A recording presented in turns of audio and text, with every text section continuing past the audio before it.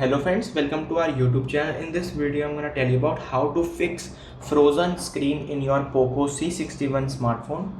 First you have to, if your screen is frozen, then you have to click on volume up button, down button and power off button, three buttons at the same time. Then it will restart your mobile phone and your problem will be solved.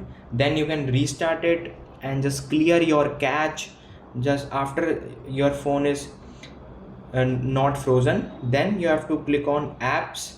Here you have to click on all apps and you have to clear cache of all the system app settings like career settings.